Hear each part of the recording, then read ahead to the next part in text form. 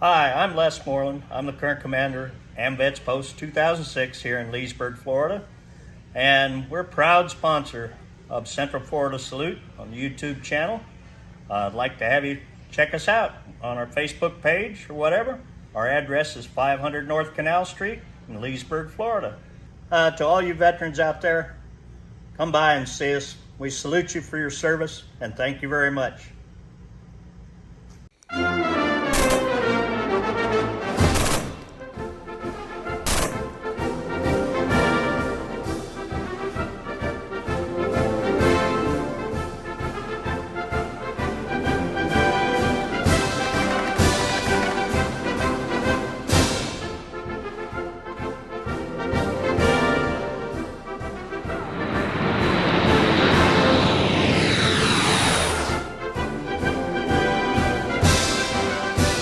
Central Florida Salute YouTube. I'm your host, Bob Peter, and once again, we are here at Okahumpka at the Eagles 4273, and I'm here with retired Sergeant Major Sherman Roberts, and we're going to hear from Sherman. Sherman is very active in a lot of different things. One thing he does, he's on the committee here for the Veterans Committee, and I'm really happy he is because he does so much good work.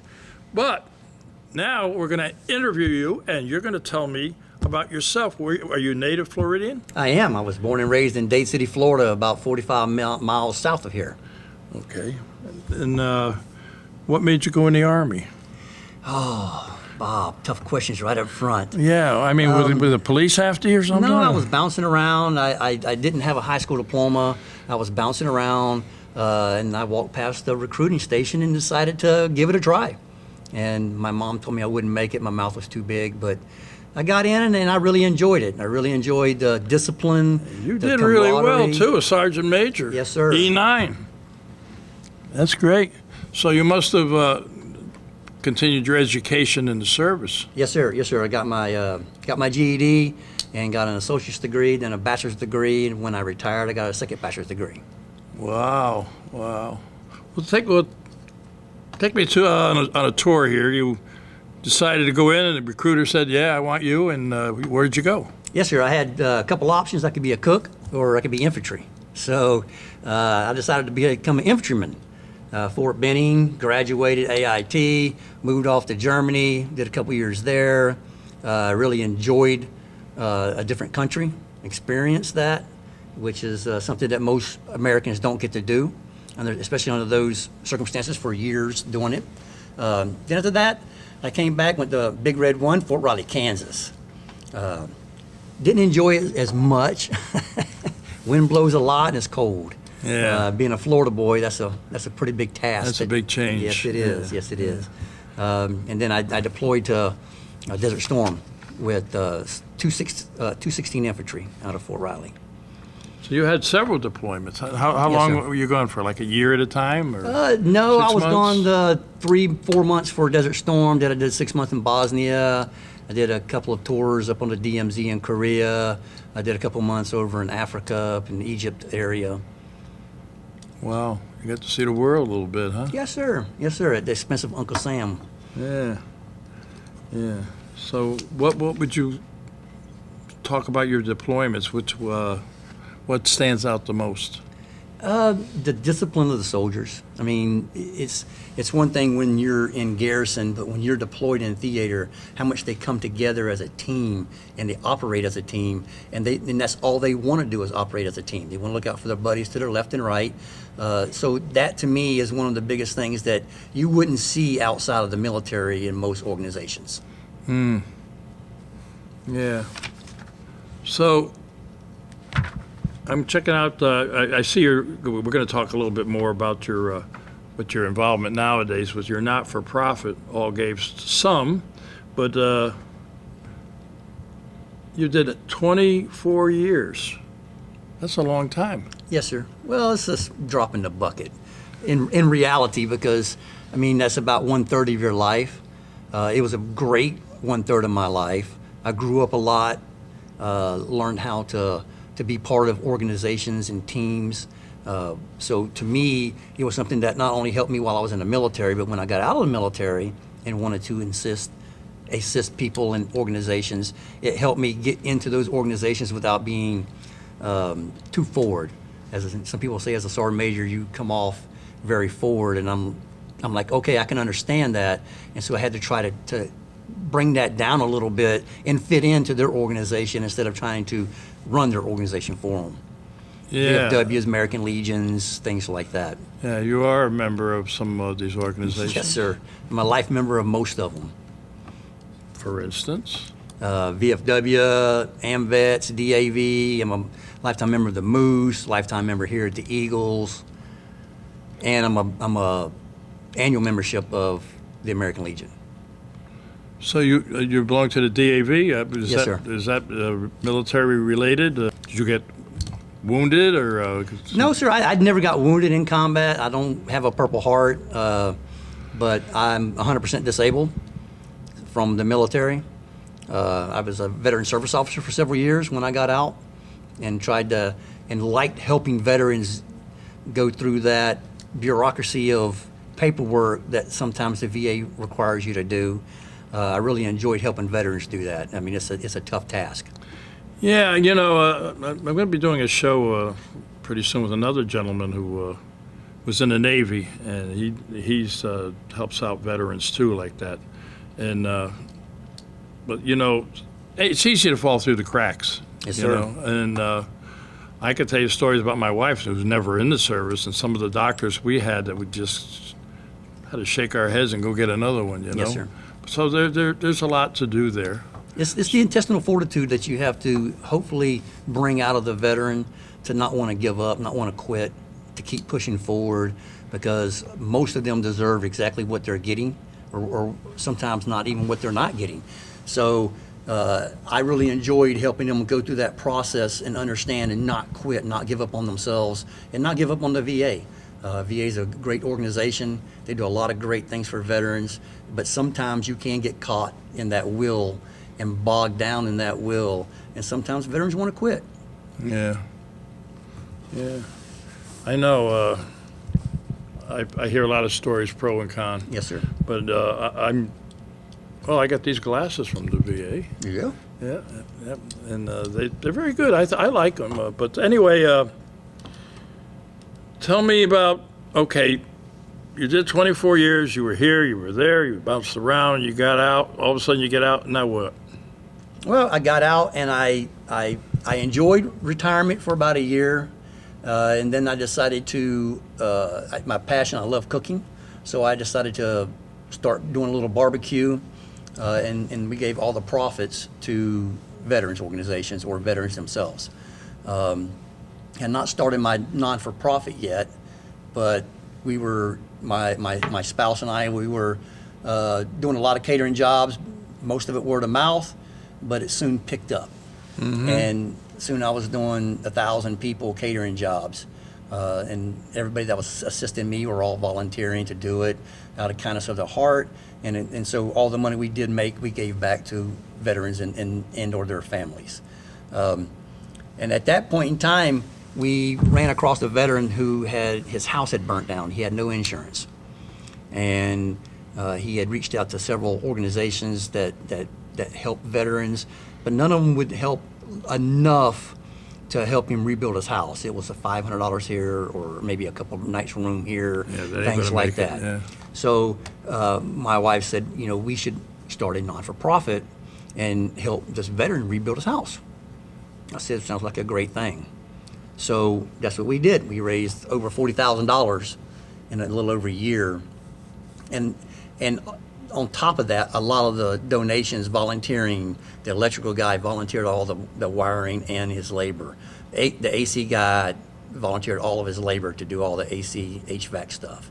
So on top of the money, we had a lot of volunteers and a lot of sweat from ourselves, tearing roofs off, putting trusses up, things like that there. So, and I got to meet a lot of great people that really care about veterans and their community, So we really enjoyed that, and so we continue to do that today on a very small scale, but on a very large impact. So we get a phone call or an email saying this veteran, he's down on his luck and he needs his rent paid. So my wife and I, we raise the money and we pay his rent. But on top of that, because I was a veteran service officer, I have a lot of connections and know a lot of organizations that also help. So we try not to just put the Band-Aid on the problem. We try to figure out why the veteran is in that situation and give them further assistance by putting them in the right touch with the right people that's going to be able to help them. Yeah, you know, I do that a lot myself. Some people would call me up and say, well, they got this, they got that. I says, well, you can try the United Way. Sure. You can call the United Way, Mission Sure. United. There's a great Tracy Schoonmaker he was a Green Beret, and he dedicates himself. There's a lot of people like that. And, I tell a lot of the younger people, join a Legion, a VFW, something like that. But they have service officers. Yes. And you could become one, and you know. Yes. But Yes, the service officers don't have the extensive knowledge that a veteran service officer has, but they have a lot of knowledge on where to send you to get that information. You know, they will not help you fill out a 0966, which is a claim form, but they can put you in touch with a service officer that can help you do that. Yeah. And that's the great thing. That's the great knowledge of those service officers in these organizations. They're great human beings trying to do a great job and help veterans out. And I would encourage anybody to become a member of many of those different organizations. There's some negative about them sometimes, but I would ask them to look past the negative and focus on the positive that comes out of those organizations. yeah. This place here, helping Ike, you know, just things like that there. Again, not a great large impact in the world, but for a young man that's helping other veterans and children, also a huge impact. Huge. Yeah, you worked in the kitchen, and you had your own staff in there, I guess. Yeah, it was fun. You know, I got a 4-year degree in culinary, so I really enjoy it. I enjoy cooking, and I enjoy watching people eat my food and enjoy it. Yeah. And we did a couple of catering jobs here, my wife and I, for the Eagles. What is it called? The show where the men dress up as females. Yeah, we're going there. We ain't going there. Yeah, but it was just fun, and they raised a ton of money, and Yes, for it a is. great organization. At that time, I think they were helping service dogs. You know, helping the Yeah. company that provides service dogs to veterans. Yeah. So it was very enriching for me to be able to help out with that. And you helped out big time with Ike, and we managed to give him a nice Yes. little check. Yes. And we have a great committee here. There's 9 of us. We have a great committee, and we do a lot. And but your organization is All Gave Some? All Gave Some Inc. Yes, sir. Now, can I find that online? Yes, sir. You sure can. It All Gave Some Inc. Or org, should I say? It's a not-for-profit. Any money that we have come in, my wife and I, we don't get paid anything. So I know all how the money that works. comes in, and we help veterans. Again, it's not a great large impact on the world, but for that veteran that we're helping or his family that we're helping, tremendous impact on this. Oh, yeah. Yeah. Definitely. If you just help one person, it makes a difference. Exactly. Everybody If did everybody that. would do that, Yeah. this would be a great world to live in. Yeah. I also see you're looking at doing a river to recovery. You want to talk about that? Yeah, the state of Florida has a great program called OOF, Operation Outdoor Freedom. It's for veterans that are at least 20% disabled, and they run about 80 events a year, from hunting, fishing, kayaking, just travel, get away, go to the Panama. People will donate their condos for the weekend so you and your spouse can get away and go do that. Deep sea fishing, I've been shark fishing, dove hunting, and kayaking for 5 days. So we're going to try to partner with them and see if we can't put a program together to help some veterans get out and experience nature and be part of nature again through the kayaking and fishing, camping. So I think it's going to be fun. All the trips that I've been on through OOF have been spectacular. It's a great program. Any veteran out there that does not know about that, please look it up. It's called Operation Outdoor Freedom. It's free to you. And the way it basically works for most of the events they have. You select the event. It's on a draw. If you get picked for it, they notify you. You go to it. They pay for your rooming, your food for the weekend. They pay for everything. If you don't have a gun, you want to go hunting, they'll give you the gun, the ammo, the guide. They clean it for you and throw it in your cooler. You got to show up, have a good time with other veterans, and roll out with your meat. It's that easy. And amazing job that they do here. I think Wilt Simpson is over it now with the agricultural guy. I actually went to school with him, played a little football with Wilt. So he's doing a great job with the program, carrying it on from the last commissioners that we've had in there. Good. I hope people take advantage of it. I encourage the younger people coming out to get involved, and not just the families too. If you're a wife of a veteran, you can join these organizations, the auxiliaries and Sure, stuff. yes, sir. Our auxiliary here is fantastic too. Phenomenal. We have several of them on our committee. Yes, we do. Yes, we do. And they are great human beings for doing what they do. Yep. I mean, it takes a lot to volunteer, and you're not always appreciated to the fullest extent that you could be or should be. Yeah. But they do it anyway, and they show up every meeting, every time, and they're there to give 100% back to not only the veterans, but to this organization. So, when did you retire? What year? In 2011, I was 2011. yes, sir, almost, well, next month will be 12 years. 12 years. Yeah. This month is 52 for me. Wow. We're not gonna talk about that. No, we're not. But you've got a homestead now, Yes, sir.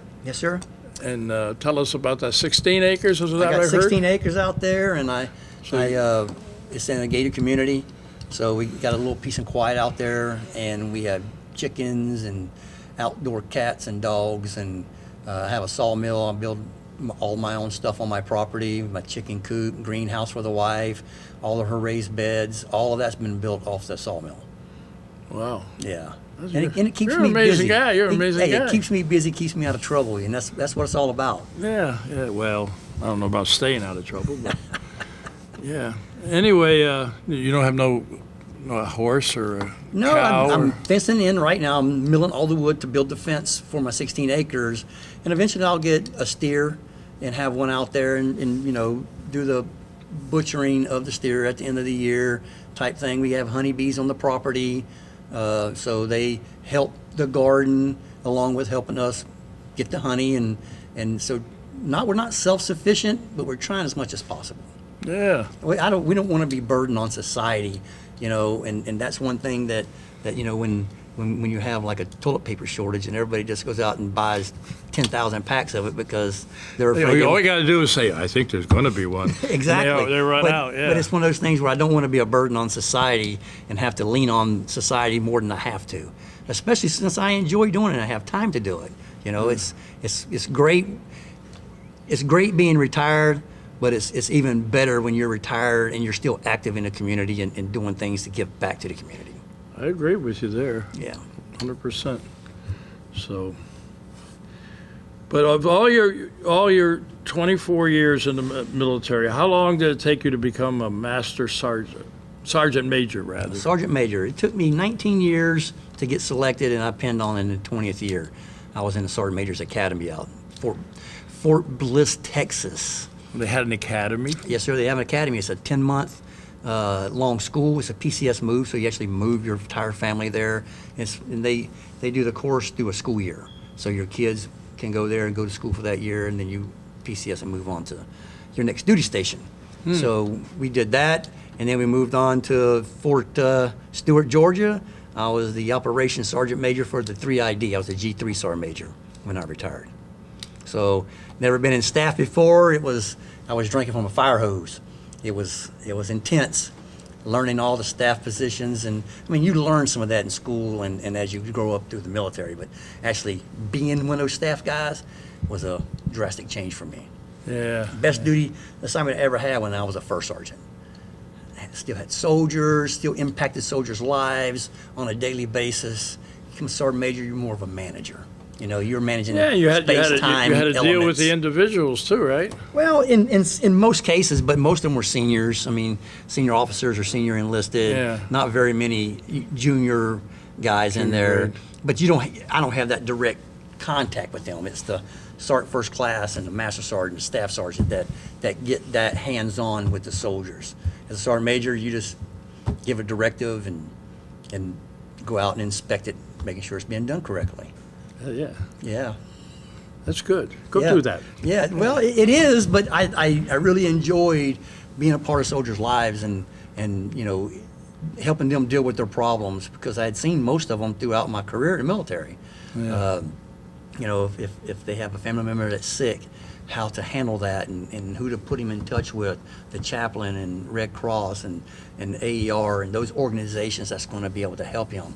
And having that knowledge while you're in there is, as you grow up through the ranks, is so important because you're going to have those young soldiers. By now, at that time in your life, you shouldn't have to need those things as much, but you know where they are and how they assist soldiers in which way. You know, if a soldier needs some groceries or he needs his car fixed or whatever, you know where to send him and that leadership to get those things. And out here, it's kind of the same way. Yeah. Out here, you know, when I was a veteran service officer, I would put people in touch with organizations or groups out there that would be able to assist them in whatever they were doing outside trying to get their compensation. Yeah, yeah. Well, I give you a lot of credit for a guy who just dropped out of high school and you made something of yourself. Well, you know, you did a good job, my friend. Not that I wasn't smart. You have to be smart to get where you got. Well, yes, but it's just I just hung out with some wrong people. And it happens in life, you know, and just because you make a mistake or two in your life doesn't mean your entire life's over. It just means you got to pick yourself up because you're judged more on how you handled that disappointment or that fall down more than you are about dealing with while you're down there. So you get up, you dust yourself off, and you figure out a new path, a new career, a new direction, new friends, whatever it takes to get out of that situation and better yourself. And I guess I'm living proof that just because you made mistakes while you were young, that you can't benefit down the road from those if you work hard enough. Oh, you're doing great, my friend, and helping other people. Like I said, I know what you do here, and I can imagine what you do with your charity. Were you ever a drill sergeant? No, sir, I was never a drill sergeant. Okay, I like you. Yeah. Yeah, I brought my son in here and made him help me cook a couple of times while he was on vacation before he deployed. Oh, he's what is he in? He's in the Air Force. He's a security force in the Air Force. He's yeah. above all a smart group. Well, I talked him into the Air Force. Yeah. Yeah, because I know our deployments were a year long. He wanted to go in the Marines, and I didn't think he had the discipline at the time to go in the Marines. How many kids you got? I got two. I got a daughter that lives in Tampa, and my son who just deployed to Africa. He's on his 6th deployment. How long has he been in? 13 years. Wow. Last month. Yes, sir. Wow. Well, Tom, thank you for his service. Yes, sir. He's enjoying it. He really is. He's enjoying the travel time. He's been all over the world just like I have. He sees the benefit in staying in, retiring like I did. Being able to retire is, even though you may not want to retire, just having that extra check just makes it a little bit easier to. Well, it's like, it's an old saying that I go by. He who fails to plan for the future can plan to fail in the future. That's right. And I tell my kids that. I say, right. Someday you will get to that point, hopefully. And when you're there, you want to have something that you can, live on. Right. And I told him, I said, even if you get out after you retire and you don't want to retire, that's fine. But now you can take your time figuring out what you want to do out here. That's It's right. not a get out, 30 days later, I got to go get a job.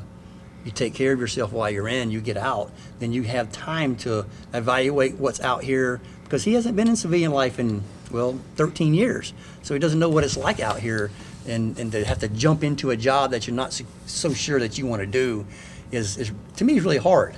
It's something that's really difficult on soldiers, veterans that get out of the military on what do I really want to do. Yeah, let me ask you a question. When you were in, like you said, you were deployed here, deployed there. The family moved around a lot? Yes, sir. We moved 22 times. That had to be tough. It was, and When I was a young leader, I watched the senior leaders. They would stick a brand new soldier in with a soldier that's getting out in 6 months. A specialist that's been in for 3.5, 4 years, and so he's partying. And so normally, if you stick a young kid pair them up with somebody like that, that's what they're going to do. That's their only friend in there. And if the guy's traveling or a guy's going to school, that young soldier will probably do the same exact thing. Peer pressure's hard. Yeah. And so, as my kids were growing up, having to move them from school to school to school, it was always a concern of mine that the first friend that they make may not be the most upbeat person that I want my kids to hang out with. They may be skipping school or doing other things that aren't. So it was tough. It's tough to raise a family in the military and then hope that whatever you're doing is going to impact them more than the trouble that they could find. Yeah. Because it's easy for a kid to say, hey, I'm going to start skipping school because this is the first person that talked to me, or whatever the case may be. But it takes a lot more to say, I'm not going to do that. Let me go find a new friend. And that's what I try to instill in my kids, is that just because that person's doing that doesn't mean you have to jump in there too. It's good advice for everybody. Yes, it is. It's good advice for everybody. So do you have anything you might want to add to this conversation before we say goodbye? Bob, I'll tell you this, that I really have enjoyed this little meeting we've had. I enjoy you being part of this committee here. We are so blessed to have such a nice committee here, and they do so much. Yeah, I've been trying to get into the committee now for about a year and a half, but just no openings, and now finally you let me be part of it, which is awesome. Well, no, I'm proud to have you with us. It's a good group, and I'm proud that you're here, and I know what you do. So, but I think it's time to go. Yes, sir. All right. All right. Sounds good. How we do this, right? Yes, sir. All right. So all our veterans out there, our active military and their families, we salute you for all you do. Till next time.